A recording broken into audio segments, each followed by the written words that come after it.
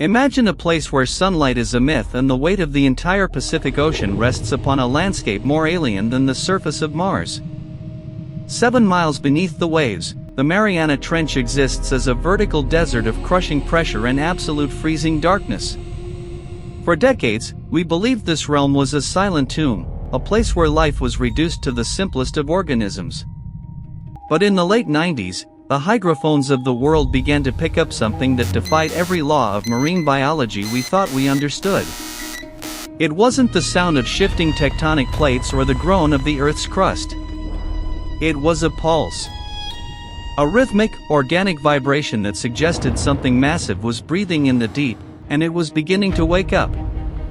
The abyss is not just a geographical feature, it is a boundary of human knowledge. To descend into the Challenger Deep is to enter a world where the pressure is over 1,000 times that of the surface, equivalent to having an elephant stand on your thumb for every square inch of your body. Yet, in 1997, the National Oceanic and Atmospheric Administration recorded a sound so powerful it was detected by sensors 3,000 miles apart. They called it the Bloop. While many modern researchers attribute this to the fracturing of massive icebergs, the sheer frequency and the undulating nature of the sound sparked a chilling realization among those who monitor the deep. If that sound were biological, the creature making it would have to be significantly larger than a blue whale, an animal that should not be able to exist under such extreme physical constraints. The mystery deepened when subsequent acoustic surveys began detecting what are now classified as biosignals. These are not the random noises of the ocean, like the snapping of shrimp or the sounds of migrating whales. These are complex, low-frequency patterns that mimic the structure of a language or a navigational ping. Some sensors have captured sequences that repeat with mathematical precision, suggesting a form of intelligence that operates on a scale of time and space we can barely conceptualize. The conflict lies in our desire to explore versus the mounting evidence that the trench may contain biological anomalies that are better left undisturbed. We are sending probes into a basement we haven't checked in 4 billion years, and the responses we are receiving are increasingly hostile. Consider the physical reality of the Hadal Zone. It is named after Hades, the underworld, and for good reason. At these depths, the very chemistry of life must change. Calcium for bones dissolves. Cell membranes require specialized fats to keep from becoming brittle.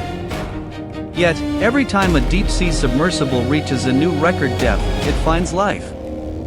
Not just tiny microbes, but translucent snailfish with skin like wet tissue paper and gargantuan amphipods that have adapted to the dark.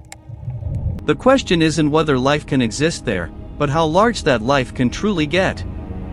If a 3-inch crustacean can survive the pressure, what is stopping a biological entity the size of a city from thriving in the vast, unexplored plains of the trench floor?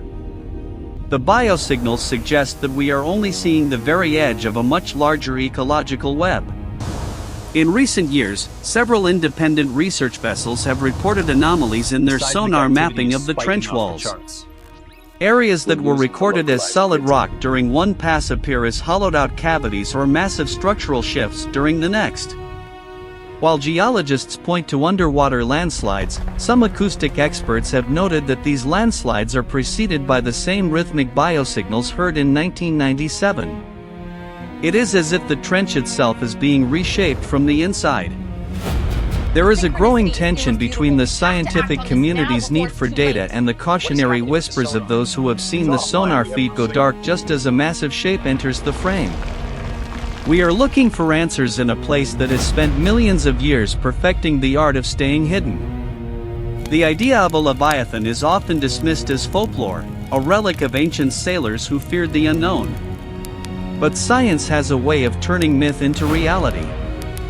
We once thought the giant squid was a legend until we captured it on film. We thought the coelacanth was extinct for 60 million years until one was pulled from a fishing net. The Mariana Trench is the ultimate sanctuary for things that time forgot. The biosignals recorded at the bottom of the Challenger Deep do not match any known species of cetacean or fish. They are deeper, more resonant, and they carry an energy that suggests a massive caloric requirement.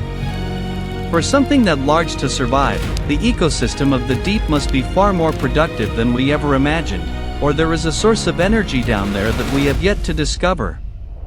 Some theorists suggest that these signals aren't just calls, but a form of echolocation so powerful it can map the entire coastline of the Pacific.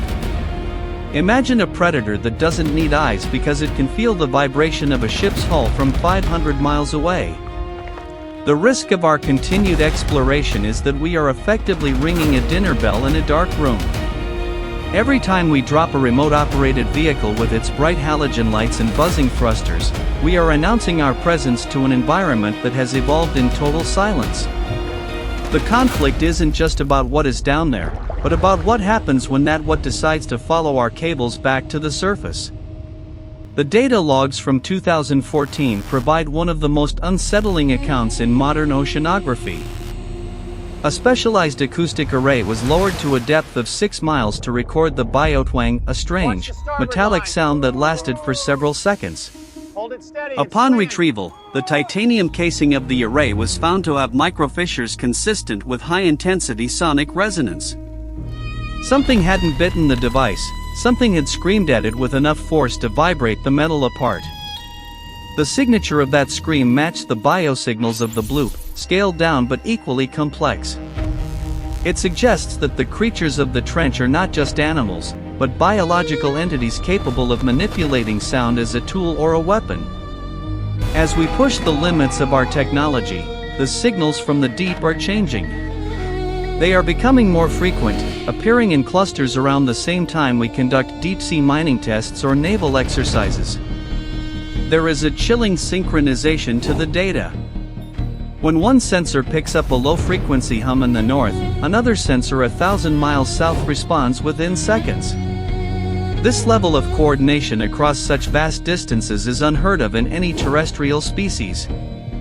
It hints at a hive-like consciousness or a singular, massive entity that spans the trench floor.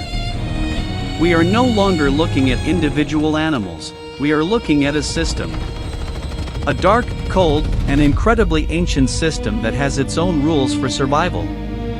The official stance remains one of cautious observation. Experts remind us that the ocean is a noisy place, filled with the sounds of gas vents, collapsing ice, and thermal expansion. But these explanations feel increasingly like a shield against a reality we aren't prepared to face. If the biosignals are what they appear to be, the vocalizations of a superorganism, then we have to rethink our place on this planet. We are the inhabitants of the thin, sunlit skin of the Earth, blissfully unaware of the titan that breathes beneath us. The Mariana Trench isn't just a canyon, it's a throat. And the sounds coming from it are the first tremors of a conversation we weren't meant to hear. In the dead of night, on the decks of research ships, the crew often talks about the feeling of the trench.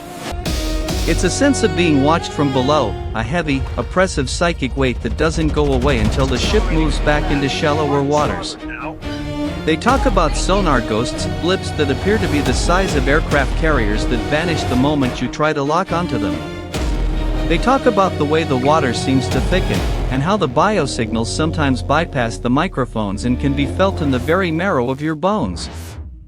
This is the dark thriller of our reality. The deeper we go, the more we realize that the abyss isn't empty. It's crowded. The conflict between our curiosity and our survival instinct is reaching a breaking point.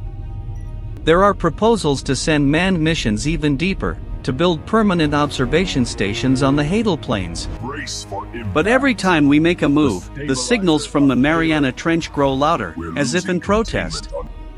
The risk is that we might eventually succeed in waking something that was content to sleep for another million years. We are playing a game of hide and seek where we are the ones who have been found. The biosignals are no longer just data points on a screen, they are a warning. There is a final, haunting possibility that few scientists discuss openly. If the signals aren't coming from a biological creature we understand, and they aren't geophysical, then they must represent a form of life that is fundamentally different from our own. Something that doesn't rely on the sun or oxygen, but on the heat of the Earth's core and the pressure of the deep. A Leviathan of the mantle. If such a thing exists, the Mariana Trench is its window to our world. The signals we are hearing are the scratching of fingers against the glass. As we look at the maps of the seafloor, we see a vast, blue unknown. We take comfort in our satellites and our technology, believing that we have conquered the globe. But the Mariana Trench reminds us that we have only conquered the surface. Down there, in the crushing dark, something ancient is moving. It doesn't care about our borders or our science. It only knows the rhythm of the deep, the pulse of the earth, and the intruders who have begun to knock on its door. The biosignals are continuing. They are getting closer. And for the first time in human history, the silence of the ocean feels less like peace and more like a held breath. The next time you look out at the horizon, remember that the water goes down much further than you can imagine. Remember that for every foot of air above you, there is a mountain of water in the Pacific pressing down on a world we cannot see. The biosignals from the Mariana Trench are a reminder that the Earth is a very old place, and we are very new here. The abyss doesn't just hold the secrets of our past, it holds the predators of our future. We are listening to the heartbeat of the deep, and the heartbeat is speeding up. The mystery of the bloop and the subsequent biosignals may never be fully solved by conventional means. Perhaps that is for the best. Some doors are locked for a reason, and some depths are meant to remain hidden. But as long as the hydrophones are recording, and as long as the rhythmic pulses continue to rise from the Challenger deep, we will be forced to wonder. We will be forced to look into the dark and ask ourselves, if something is calling from the bottom of the world, do we really want to know what happens when it gets an answer? Deep-sea exploration has always been a race against physics. When we send our submersibles down, we are encased in spheres of specialized steel and titanium, designed to withstand the crushing weight of the water column. But as the 2014 acoustic array proved, even our strongest materials are vulnerable to the forces that exist 7 miles down. If a sound can fracture titanium, what does that say about the energy being exerted by the source? It suggests a biological mechanism that uses resonance as a primary interaction with the environment. In the pitch black of the Hadal Zone, vision is useless. Sound, however, is everything. It is how these entities hunt, how they communicate, and perhaps, how they defend their territory. Imagine the perspective of an organism that has lived in the trench for eons. To it, our submersibles are not vessels of discovery, but noisy, glowing intruders. They bring the heat of the surface and the chaotic frequencies of human technology into a realm of perfect equilibrium. Every sonar ping we send out to map the floor is a strike against the silence. It is no wonder that the anomalies in the mapping are increasing. The trench is not a static geological scar, it is a living environment that is responding to our presence. The landslides that reshape the walls may be a form of architectural defense, sealing off the deeper chambers of the trench from our prying eyes. The psychological toll on deep-sea researchers is another factor that is rarely discussed in official reports. Those who spend weeks over the Challenger deep often report a sensation of hadal vertigo, a feeling that the ship is not floating on the water, but balanced on the tip of a needle over an endless void. The biosignals, when heard through headphones in the quiet of the sonar room, have a hypnotic, almost predatory quality. Some technicians have claimed that the pulses seem to synchronize with their own heartbeats, creating a sense of dread that is impossible to shake. This isn't just the fear of the unknown, it is a primal reaction to being in the presence of an apex predator that we cannot see. The synchronization of these signals across thousands of miles suggests a level of connectivity that challenges our understanding of biology. On land, a signal might take time to travel, and it is limited by geography. But in the ocean, sound travels 4 times faster than in air. For a superorganism spanning the trench, the entire Pacific floor could be a single, interconnected nervous system. When we disturb one end of the trench, the other end knows instantly. We are not dealing with isolated animals, we are dealing with a unified consciousness that has had millions of years to master its environment. As we look toward the future of oceanography, the conflict between our ambition and our safety becomes clearer. There are resources in the deep, rare earth metals and minerals that the surface world desperately needs. But to harvest them, we must enter the heart of the Mariana Trench. We must bring our industrial machinery and our constant noise into the sanctuary of the Leviathan. The biosignals are already growing more frequent and more intense. They are no longer just background noise in the data, they are a direct response. The Mariana Trench remains the final frontier of Earth. It is a place of shadows and pressure, where the rules of life are rewritten. The biosignals coming from the darkness are a testament to the endurance of life and the scale of the mysteries that still remain. We are the visitors in this world, and we are being told, in no uncertain terms, that we have reached the limit of our welcome. The ocean is not just a body of water, it is a vast, breathing entity with a memory that stretches back to the dawn of time. And right now, it is remembering us. The signals continue. They rise from the depths, crossing the thermoclines and the currents, reaching our sensors with a clarity that is both beautiful and terrifying. They are the voice of the abyss, a dark thriller that is still being written in the crushing silence of the Challenger Deep. We can choose to listen and learn, or we can choose to keep pushing until the abyss finally speaks back in a way we cannot ignore. The choice is ours, but the time is running out.